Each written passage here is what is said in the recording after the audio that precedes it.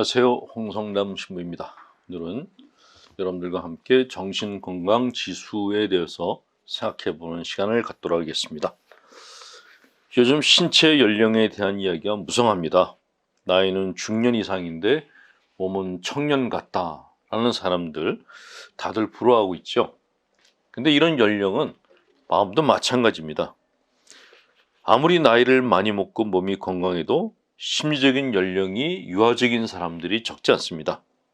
그래서 신체 연령보다도 정신 연령에 더 많은 신경을 써야 되는 것이 옳지 않은가 하는 생각을 하면서 오늘은 정신 연령이 높은 사람들이 가지는 특징을 먼저 알려드리겠습니다. 첫 번째, 정신 연령이 높은 사람들은 자기 인생 경험을 확장하려는 경향이 강합니다. 그냥 내 인생은 여기까지야 이런 마음을 먹는 게 아니라 자기 인생의 경험의 폭 또는 자기 인생의 어떤 그 궤적을 넓히려고 하는 경향이 강하다 합니다. 그래서 새로운 것에 대한 호기심, 공부하는 마음이 젊은이들 못지않다고 합니다. 내가 다 알아, 내가 살아보니까 인생은 이런 거야 라고 얘기를 하지 않고 늘 젊은 사람들의 이야기를 경청하고 공부하려고 하는 분들, 머리가 하얗게 새셨는데도 지하철 안에서 책을 보는 분들, 그런 분들을 보면은 저분은 참 정신연령이 높은 분들이구나 하는 생각이 듭니다. 정신연령이 낮을수록 책을 안 보죠. 그리고 정신연령이 낮을수록 깊이 있는 생각을 하는 것이 아니라 찌라시 논리지라 그래서 사람들이 팸플릿을 돌리는 것을 보고, 요즘은 그 가짜뉴스라고 하는데 그 가짜뉴스만 보고서 자기 판단을 만드는 그런 분들이 계세요. 정신연령이 낮은 분들입니다. 정신연령이 높을수록 학문적인 책을 보고 논리적인 사고방식을 키우려고 노력하고 대화하고 설득하고 설득당하는 그런 과정 속에서 자기 자신을 갖다 키워가려고 합니다. 세 번째, 경험의 범위가 커지면서 추상적 가치나 이념을 포함한 데까지 확대됩니다. 즉, 사람이나 사물을 보는 시각의 범위가 확대되는 것입니다. 이렇게 공부하는 사람들은 사람을 볼 때 이분법적으로 쟤는 내 편이 아니고 저 사람은 내 편이고 이런 식으로 보지 않습니다. 사람의 전체성을 본다라는 것이죠. 네 번째, 의미 있는 활동을 하면서 자신을 의미 있게 관리하고 자신의 삶을 의미 있는 삶으로 만들려고 노력합니다. 의미 있는 삶, 참 중요한 말이죠. 삶의 의미가 없으면은 내가 삶을 갖다가 어떻게 살아야 될 것인가, 또는 다른 사람들한테 내 삶이 어떻게 비춰질 것인가, 혹은 내가 죽고 난 다음에 사람들이 나를 어떻게 평가할 것인가, 이런 생각조차 하지 않게 되죠. 그냥 하루를 정말 하루살이처럼 사는 그런 삶으로 전락하고 맙니다. 근데 정신연령이 높은 사람일수록 나한테 주어진 이 시간, 하나님께서 나한테 주신 이 시간이라는 은총을 어떻게 의미 있게 살 것인가, 다른 사람들에게 어떻게 도움을 주며 살 것인가, 다른 사람들을 어떻게 행복하게 해주며 살 것인가 하는 것에 대해서 많은 관심과 에너지를 기울입니다. 또한 사회의 작은 갈등과 더불어 살아갈 수 있습니다. 감정의 포로가 아니며 굳이 감정을 감추려고 하지도 않습니다. 간혹 가다가 정신연령이 높으면 감정을 드러내지 않는 것이 다라고 말하는 분들이 있습니다. 그래서 화가 나도 화났다는 얘기를 하지 않고 좋아도 좋다는 얘기를 하지 않아요. 나이를 먹으면 초연해져야 된다라고 얘기를 하시는데 그거 절대로 믿지 마십시오. 나이를 먹어서도 자기 감정을 자유롭게 표현하는 분들이 훨씬 젊게 살 수 있고 정신연령도 높습니다. 감정을 쓰지 않으면 퇴화하게 됩니다.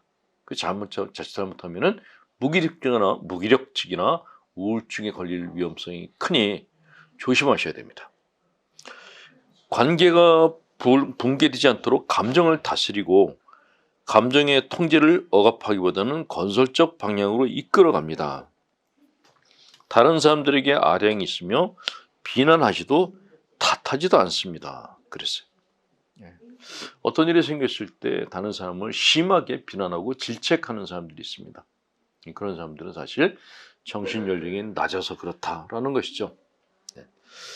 정신이 건강한 사람들은 자신의 인생을 선택의 결과라고 생각합니다.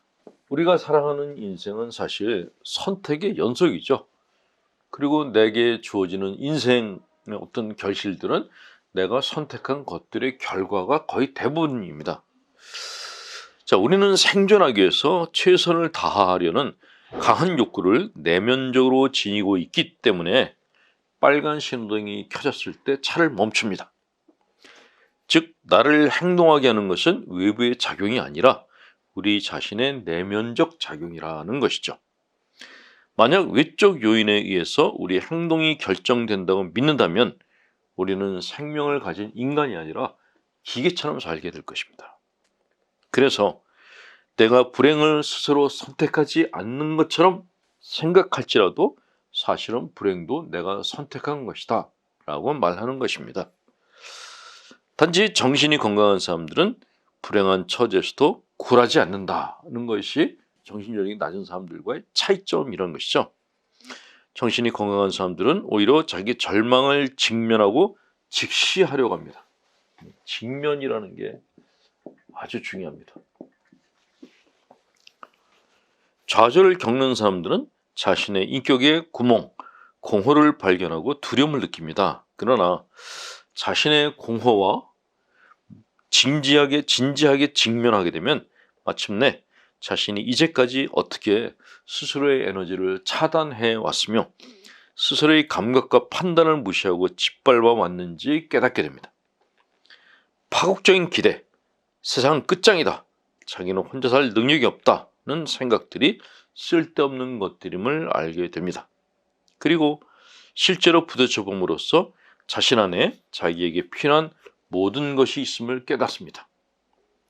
막다른 골목도 실제하지 않는 허구임을 알게 되고 주위 환경에 휘둘리지 않고 독립적이고 자신감 있는 삶을 살게 됩니다. 직면해 주는 힘이 이것입니다. 자, 사회심리학자 패티스는 정상적인 사람들은 의미 있는 관계가 20명에서 30명, 신경증적인 사람들은 10명에서 12명, 정신적으로 문제가 심각한 사람들은 4명 이하의 관계를 갖는다고 그럽니다. 사실상 가족밖에 없다는 거죠. 이 말은 역으로 말하자면 정신적으로 문제가 심할수록 활동 영역이 좁아진다는 것을 의미합니다. 사람이건 동물이건 건강할수록 활동 영역이 넓습니다. 그런데 왜 활동 영역이 좁아지는 것인가? 그들의 삶이 상호 파괴적이고 엄격하며 억압적 구조화에서 이루어지기 때문이다 라고 말합니다.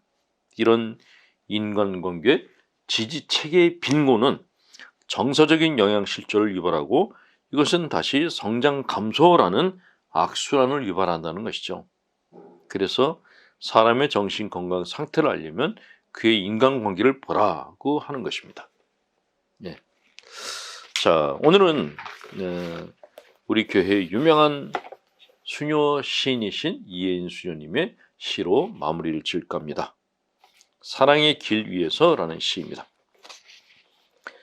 당신 생각으로 해 아래 눈이 부셨지요. 비 내리면 하루 종일 비에 젖고 눈 내리면 하얗게 쌓여서 녹아내린 그리움. 기쁘면 기뻐서, 슬프면 슬퍼서, 아프면 아파서 당신을 부르는 동안 더 넓어진 하늘, 더 높아진 산, 더 깊어진 마음. 흐르는 세월 속에 눈물도 잘 익혀서 마침내 담백하고 평화로운 사랑이 내게 왔네요.